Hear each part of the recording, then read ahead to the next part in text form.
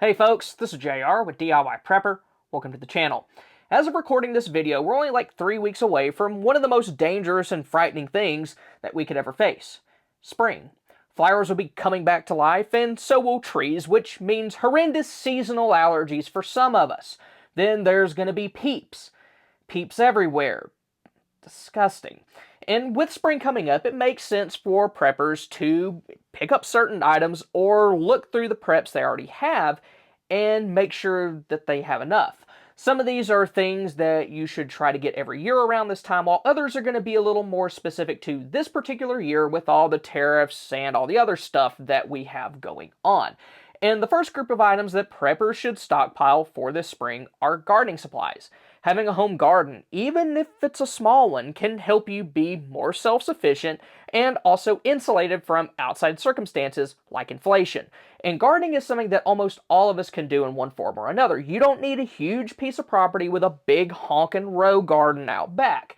Even if you live in an apartment, you can do like container gardening on your back porch, and everyone can grow sprouts in a windowsill. That even includes any kids that you may have like in college.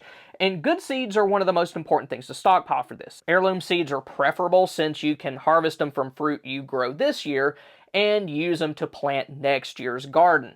When selecting seeds, try to get varieties that'll grow well where you live and that you and your loved ones will eat. My son and I both love like banana peppers and cherry tomatoes, so that's what we're going to grow the most of. I get my seeds from rareseeds.com. They're not a sponsor of the channel or anything like that. They just have really good stuff. Then also go ahead and pick up other things like garden soil and fertilizer. Now, garden soil and potting mix are mainly going to be concerns if you're container gardening or you're using raised beds. And for fertilizer, get what you feel comfortable using. A lot of folks, especially in our community, may not want to use something like Miracle-Gro, but other things like manure and fish emulsion can be used also.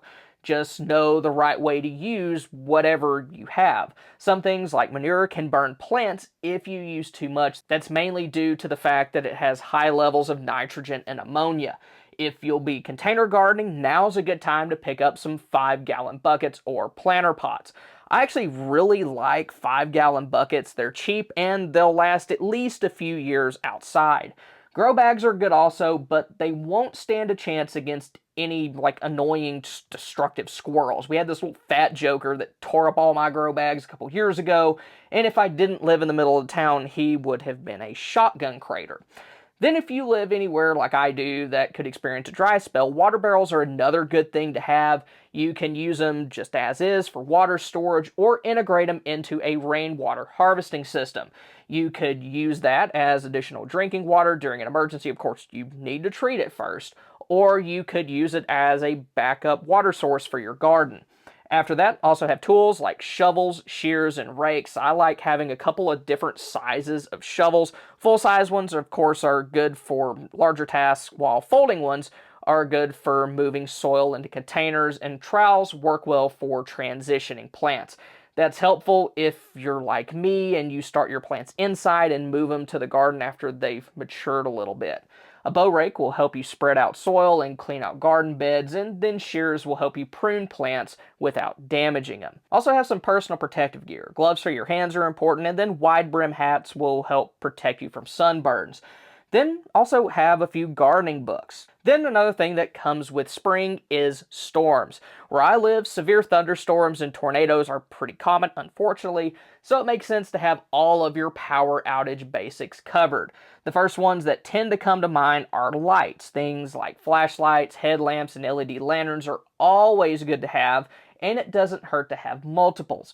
I like to have primary lights that I use daily, which they're fairly nice, along with a good supply of cheaper ones to use in different places around the house. And cheapies are also good to have if you have little kids, since you can give them a light without it being a big deal if it disappears or gets broken. Tarps are another good thing to have. They'll allow you to make temporary repairs to roofs or patch up windows, and that can help prevent or reduce water damage if there's a leak. If you have tree limbs that extend over the top of your house, it may be a good idea to get those trimmed if you can afford it. It's just one of those situations where an ounce of prevention is worth a lot more than a pound of cure.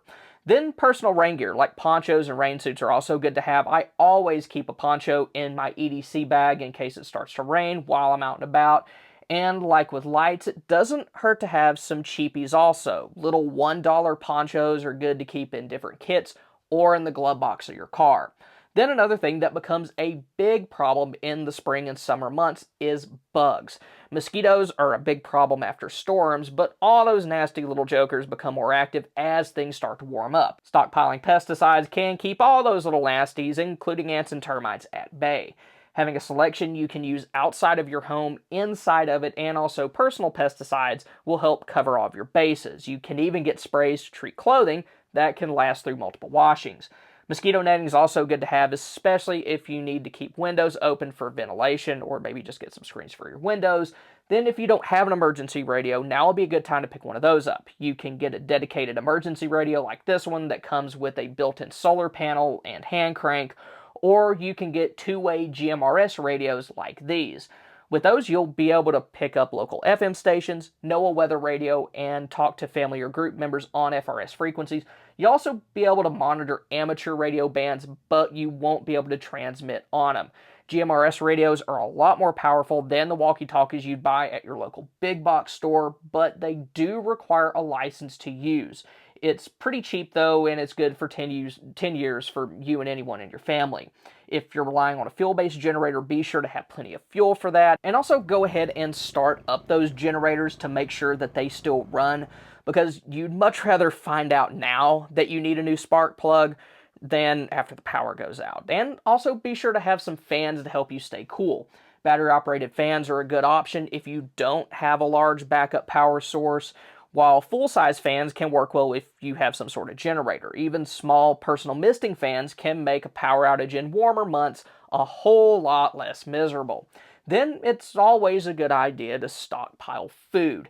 It's one of those things I'm a little hesitant to talk about in videos like these anymore because it always comes up, but it is worth talking about, especially with all the economic issues that we have going on right now with inflation and tariffs.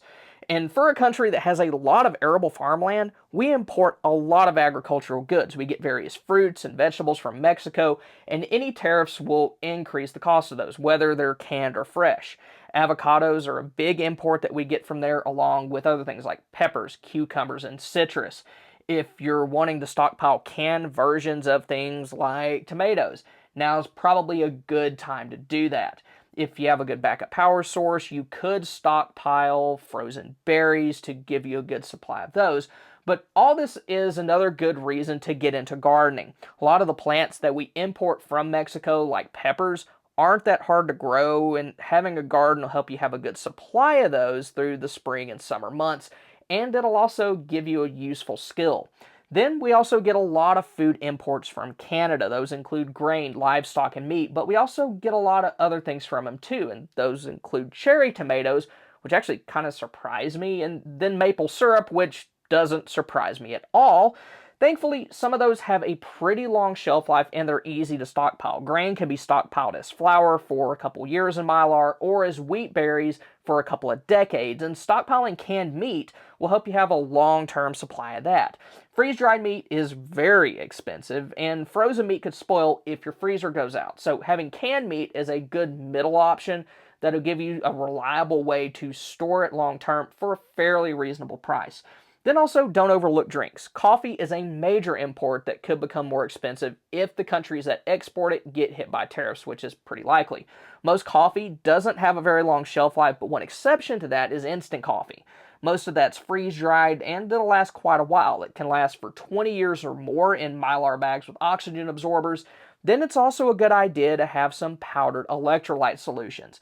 Those will help you stay hydrated if you lose power during the warmer months, because your body doesn't just lose water when you sweat. You lose salt, potassium, and other things, and those electrolyte powders will help you replace those. And even though this isn't a food item, you should also have one or more ways to cook off-grid. Butane stoves are nice since they're a little safer to use indoors, with proper ventilation, of course. And if you already have a backup cooking method, be sure that you have plenty of fuel set aside for it. Then, aside from food, there are some other imports that you may want to stockpile or pick up a few extras. Batteries are always good to have, and a lot of them are produced overseas. While some alkalines are produced in the United States, most rechargeable variants aren't. So if you're wanting some rechargeable AA's, AAA's, lithium batteries, or power stations, now's a very good time to pick those up.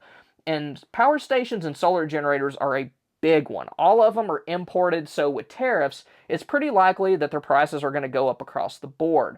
Another thing that we import a lot of is clothes. I know for me, one thing I need to pick up pretty soon is a new pair of shoes. I'm very bad about pushing them until they start to self-destruct, but thankfully I'm weird and have been wearing the same exact make and model of shoes for the past several years. When one poops the bed, I just order a new pair of that same shoe.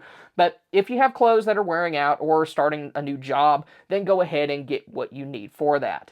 Then if you plan on doing any construction or home improvement projects, now may be a good time to pick up any construction materials that you may need for that. 30% of lumber used in the United States comes from Canada. So if you're gonna build a chicken coop, raise garden bed, or a solar death ray, you may want to go ahead and get what you need. But one big thing that a lot of preppers overlook is cleaning and hygiene supplies. This is one of the worst flu seasons that we've had in years, and there's also other things going on, like the measles outbreak in West Texas. Sanitizing wipes are nice since they're easy to use and they'll save you from having to use stored water for cleaning purposes. Bleach is also good to have, but it has a very short shelf life at around 6 months. But I actually prefer to use hydrogen peroxide instead. Like bleach, it'll kill tough bugs like norovirus, but it's a little more forgiving if you get it on clothes and it doesn't fumigate the whole stinking house, and both of those are pretty big wins for me. Then don't overlook soap and hand sanitizer, because one of the best ways to avoid getting sick is to keep your hands clean. Soap and water are the most effective way to do that, but hand sanitizer is a lot better than nothing. And another thing that you may want to stockpile before this spring is different kinds of medications.